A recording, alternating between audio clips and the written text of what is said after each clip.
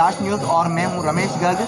हमारे special segment धर्म चक्र में आज पहला रिएक्शन उस इशू के ऊपर है जो लगातार दिन भर चर्चा का विषय बना रहा। देखिए, जो कुछ इंडिकेशन के लिए यहाँ बैनर लगाया गया था और उसमें साफ साफ लिखा गया है कि किस तरह से लोगों को मंदिर में दर्शन करने के दौरान एक पूरे वस्त्र के साथ यानी कि एक ड्रेस कोड के साथ आना चाहिए, लेकिन उसको एक आर्ग्यूमेंट का इशू बनाया गया। आखिरकार डिपार्टमेंट ने उसको यहाँ से हटा दिया। आज क्या कुछ कहना है यहाँ के ट्रस्ट के लोगों का, हमारे साथ में हेमेंद्र जी जुड़ रहे हैं, उनसे जानते हैं। सर, सबसे पहले तो यही है कि ये कितना दुखद है इस बैनर पोस्टर को हटाना। ये बहुत ही एक दुखद घटना है देवस्थान विभाग द्वारा की गई।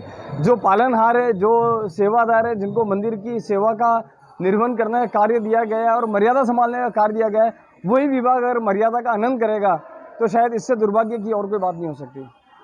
यहाँ जो बैनर पोस्टर लगाए गए थे उसमें किस तरह का खासकर जो है निर्देश या किस तरह का मैसेज लोगों को दिया? उसके अंदर सिर्फ ये मैसेज दिया गया था कि जगदीश मंदिर के अंदर आप लोगों भक्तों से निवेदन है कि अमर्यादित वस्त्र पहनकर मंदिर में न आए।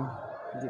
अच्छा, अभी हम लोगों से बात कर रहे थे, लोगों का ये कहना था कि अगर ऑफिस जा रहे हैं तो ऑफिस का भी ड्रेस कोड है, यदि हम घर पे भी हैं तो वही कोई ड्रेस कोड रहता है।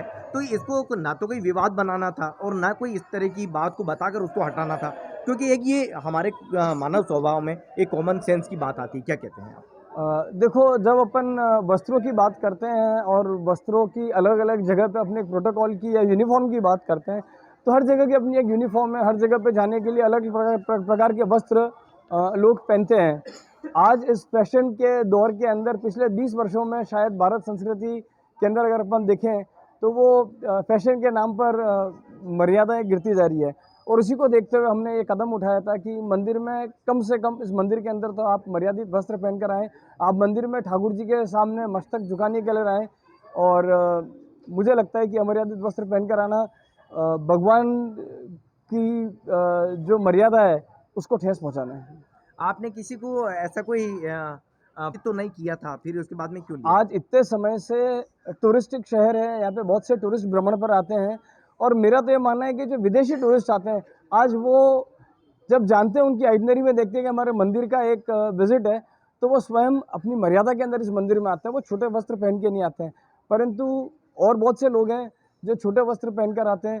तो मुझे लगता है कि ये गलत है। अधिकारियों ने जो फैसला लिया है, क्या कोई किसी के दबाव में लिया हुआ फैसला भी मानते हैं?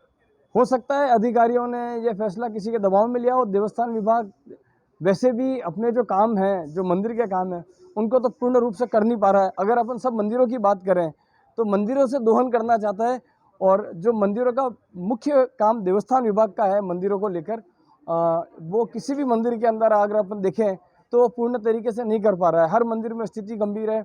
भगवान की सेवा प्रणाली के अनुरूप सेवा नहीं हो पा रही है। भगवान की सेवा द्रव्य, ठाकुर जी के जेवर, ठाकुर जी के वस्त्र, इन सारी चीज़ों को देखा जाए, जो उनका मुख्य कर्तव्य है देवस्थान का, वो उसका निर्वहन नहीं कर पा रही है। परंतु एक छोटी सी चीज़ जिससे मर्यादा बन रही है, मंदिर का मान बढ़ रहा है, उसको लेकर देवस्थान ने एक मुद्दा उठाया जो कि पूर्णतः गलत है।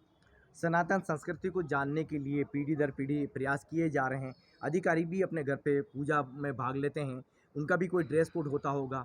ये पूरा माहौल देखकर आप क्या कहते हैं वो लोग? 100% अधिकारी, सारे लोग इस जगह पे, इस पृथ्वी पे अपने अपने घरों में सेवा पूजा अपने धर्म अनुरूप करते होंगे। अधिकारी भी करते होंगे, लेकिन मेरा ये मानना है कि या तो कहीं ना कहीं अधिकारी प्रेशर में है या उनके दिमाग में कोई और प्रकार की चीज़ चल रही है जिसके चलते इन्होंने इस तरीके का कदम उठाया है। अभी तक तो ये एक मैसेज था, अभी ये धीरे धीरे विवाद का रूप बन गया। आखिरकार ट्रस्ट अब क्या स्टेप लेने जा रहा है, किस तरह का आगे कुछ रहने वाला है इसके ऊपर? देखो, ये जो मंदिर है ये सनातन संस्कृति का मंदिर है, ये हिंदुओं का मंदिर है। सनातन संस्कृति इसके ऊपर जो भी कदम उठाएगी वो सब मिलके उठाएंगे। इसके अंदर मैं अपने स्तर पे कोई बयान नहीं देना चाहता, परंतु हाँ, मुझे लगता है कि सब लोग इसके विरोध में हैं। विरोध की एक लहर पूरे मेवाड़ के अंदर चल पड़ी है इस चीज़ को लेके, और इस विरोध को देवस्थान विभाग प्रशासन कैसे निपटाएगा वो देखने को रह गया है। हमने कई श्रद्धालुओं से बात की, उनका यही कहना है कि ये कोई गलत फैसला नहीं है, एक अच्छा मैसेज है कॉमन सेंस के तौर पे। क्या कहते हैं आप? ये मैसेज नहीं है, ये आचरण है। जी। आपको इस आचरण को निभाना पड़ेगा। मंदिर में आ रहे हैं तो मंदिर में आने का अपना एक आचरण है जिसको प्रोटोकॉल कहते हैं, वैसे हर चीज़ का अपना आचरण है, इसको निभाना पड़ेगा। इसके अंदर कोई विरोध की बात नहीं है, ये समय की मांग है, ये मंदिर की मर्यादा है और ये आज की नहीं है, ये महाराणाओं के समय से चलती आ रही है, तो इसका निर्वहन करना पड़ेगा। जी।